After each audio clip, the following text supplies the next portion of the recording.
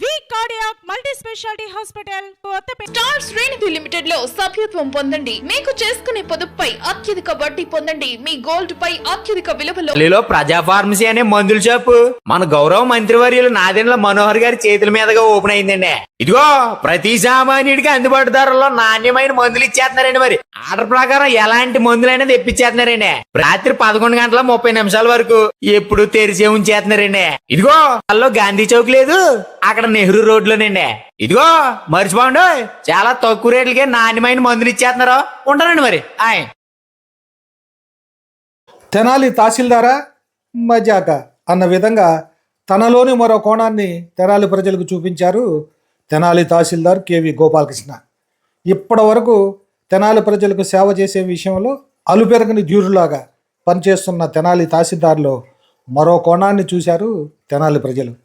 ఇదంతా చూస్తున్న ప్రేక్షకులు తెనాలి తహసీల్దార్లో ఇలాంటి కళాపోషణ కూడా ఉందా అనుకున్నారు. అంతేకాదు, కళలకు కానాచి తెనాలిలో పనిచేసినప్పుడు ఆ మాత్రం కళాపోషణ ఉంటుందిలే అన్నట్లు ఆయన ప్రదర్శించిన నాటకం పలువురిని ఆకర్షించింది.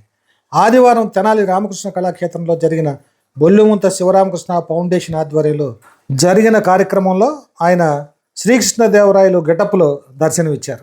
శ్రీకృష్ణదేవరాయలుగా ప్రదర్శించిన భువన విజయం సాహితీ రూపకం ప్రేక్షకులను ఎంతగానో అలరించింది. ఏమాత్రం తడబాటు లేకుండా కమర్షియల్ యాక్టర్గా తెనాలి తహసీల్దార్ తనలోని ప్రతిభను చూపించారు.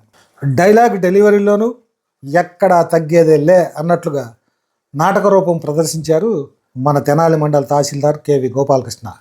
సామంత దండనాథులారా, జానపద కళాకారులారా, తెనాలి పుర ప్రముఖులారా,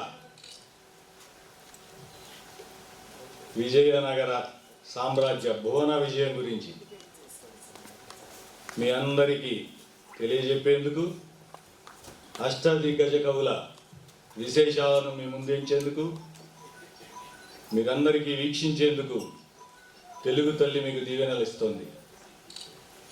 తెలుగదేలయన్న దేశంబు తెలుగు ఏను తెలుగు వల్ల భుండ తెలుగు కండ ఎలను పులగులువ ఎరుగవే బాసాడి దేశ భాషలందు తెలుగు లెసా.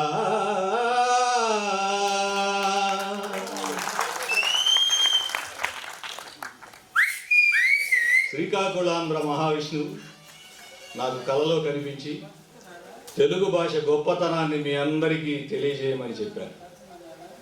మరి కళలకు కాణాచి